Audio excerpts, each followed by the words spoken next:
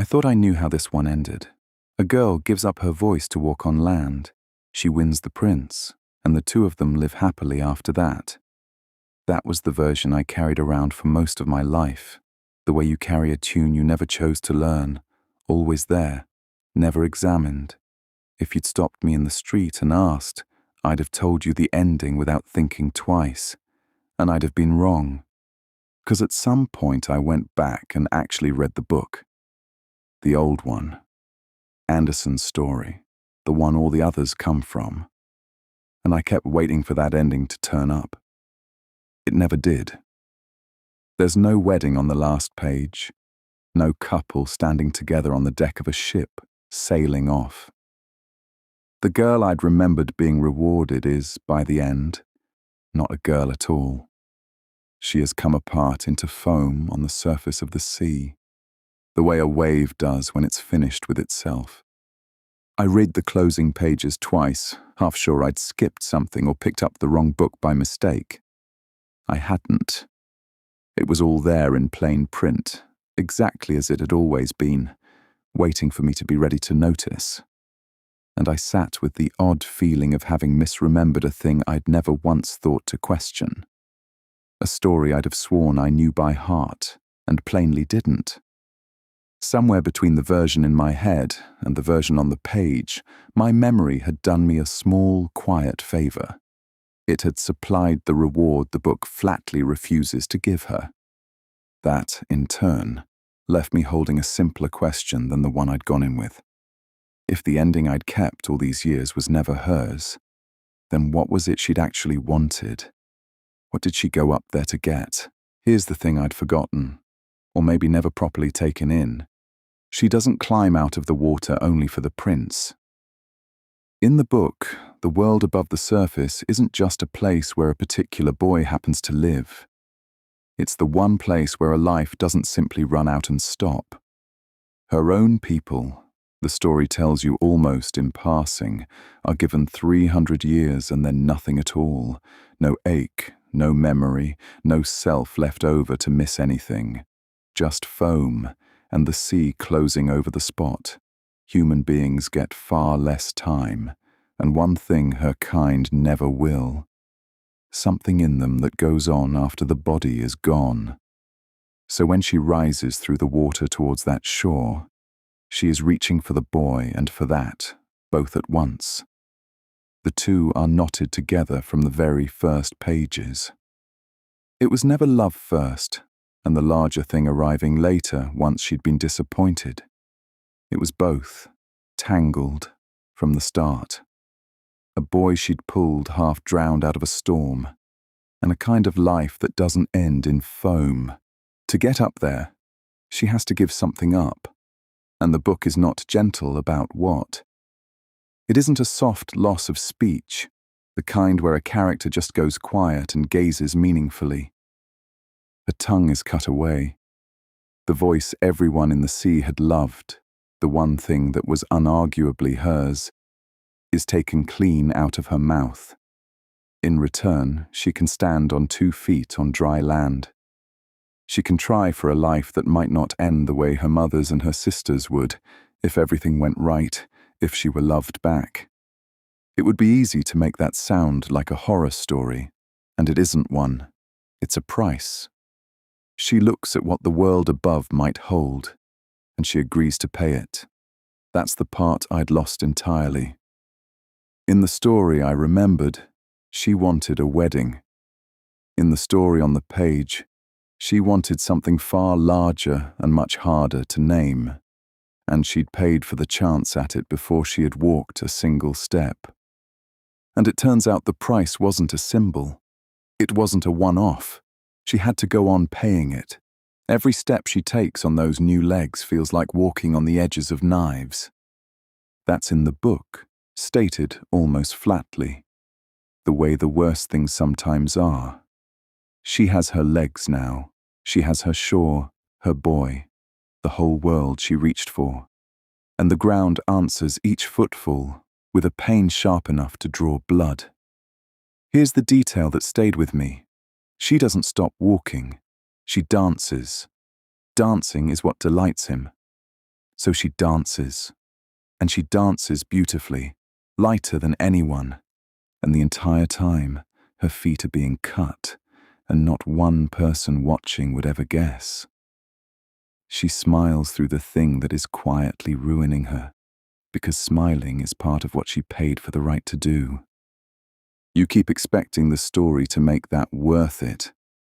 That's what the version in my head had trained me to want, that if the cost runs high enough, the ending is obliged to pay it back.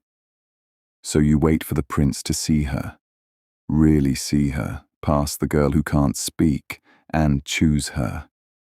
He doesn't. He's fond of her, in the easy, offhand way people are fond of something devoted that trails after them and asks for nothing out loud. But the person he loves is a memory. A girl he half saw the night he nearly drowned, the one he believes pulled him from the sea. And when that girl turns up in the world, real and suitable and able to speak for herself, he marries her instead.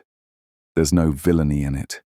He simply never understood what the quiet one at his side had handed over to be standing there at all. So the account won't balance. She has paid with her voice. She is paying with every step she takes. And the one thing all that paying was supposed to buy has just married somebody else.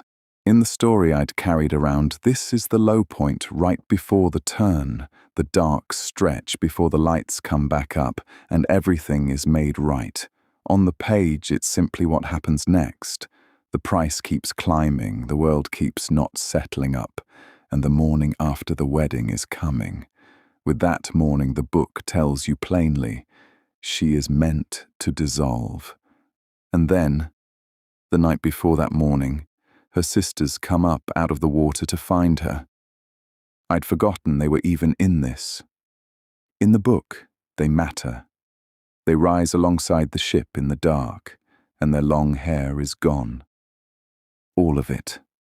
Cut off close and carried down and traded to the same sea witch their sister once bargained with herself.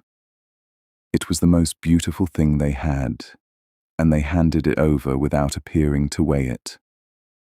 The whole of it, given away to buy one last thing for a sister who is otherwise foam by sunrise. What they've bought her, with everything they had to give, is a knife. The terms come with it, exact, and the book sets them down without flinching. Before the sun comes up, she is to take the knife to where the prince lies sleeping and drive it into his heart.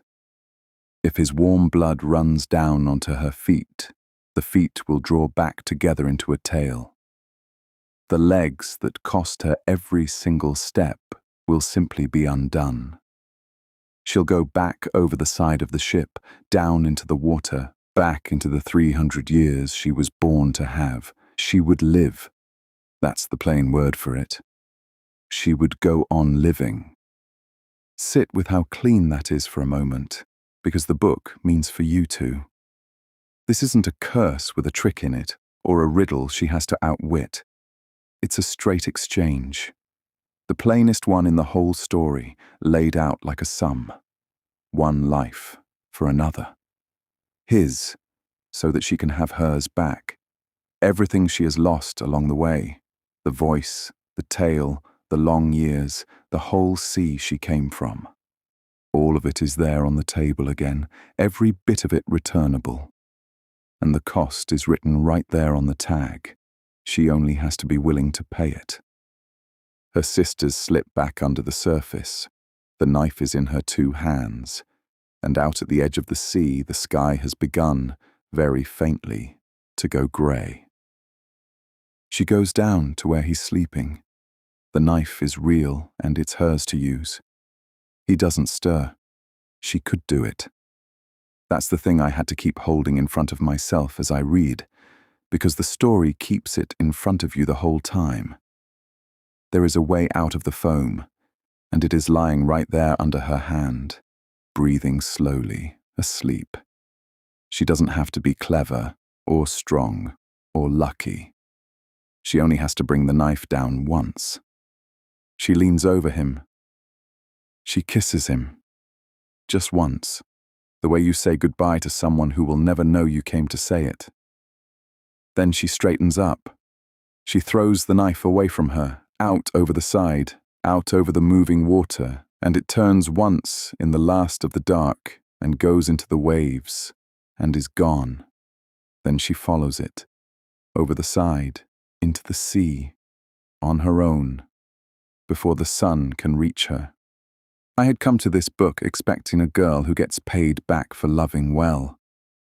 What I found instead, right at the thin edge of the morning, was a girl being offered one final bargain, his life, in exchange for hers, and quietly declining it. He was right there, an arm's length away, asleep. She could have. She let the one thing that would save her drop into the sea instead, and went in after it empty-handed.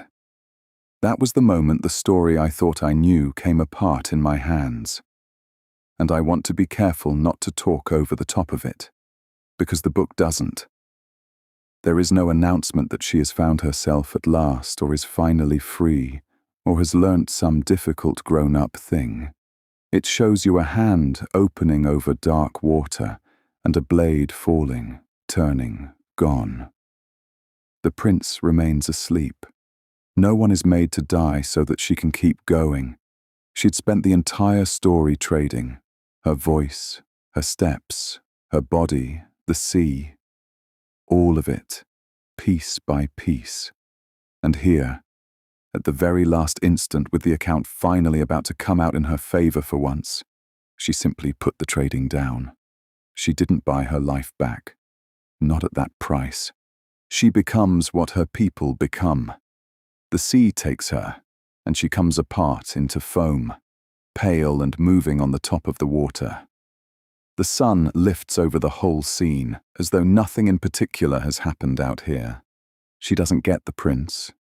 She loses the body she suffered so hard for, along with the human life it was meant to win her. The sea and the long, slow centuries she was born to are beyond her now. The knife that would have bought every bit of that back is somewhere on the dark floor of the water, thrown away, never used. Held up against the whole list of what she wanted when she first went up, she is left holding none of it. The book goes one step further. And I'd have got the story badly wrong if I'd stopped at her having nothing. She finds, coming apart, that she is still herself, still here, still watching. The light coming up off the water gives her neither a reward nor an ending. It leaves a further door open.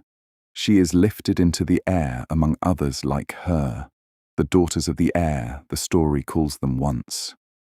From there, she begins one more long and uncertain road towards the very thing she first climbed out of the sea to find.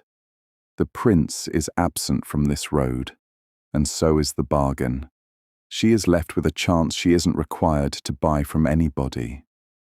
I read that and looked up from the page and realized the morning I was reading in was an entirely ordinary one, and that at some point I had been holding my breath. There's a version of me that would have hated this ending, a younger one, the one who kept the wedding and never noticed what was missing. I don't think that version was a fool, though, wanting the story to pay her back, wanting love to turn out to be enough, wanting the cost to come out even in the final reckoning. That isn't some childish error you outgrow and then get to feel clever about. It's most of what being young actually feels like. The flat conviction that if you only give enough and hurt enough and hold on hard enough, then surely, something has to come of it. I believed that for a long time. If I'm honest, some part of me would still very much like it to be true. What had shifted? Sitting there with the real book finally open in front of me, wasn't that I'd got clever enough to see through the sweeter ending. It was quieter than that, and a good deal harder to feel pleased about. Somewhere across the years, I had simply become old enough to read the other ending without needing it fixed. old enough to watch her let the knife fall and not reach past her shoulder for it. Not to shout that she could still be saved. To let it be what it is and stay in the room. Between the boy who kept the wedding and whoever it is that sat down and read the book this week, there's a run of years I can't hand back, skip, or lend to anyone else. That's the whole of it, really. The book never says any of this out loud. Just a knife going down into the water in the grey before sunrise and not coming back up. And the foam after it, going suddenly bright as the sun cleared the edge of the sea.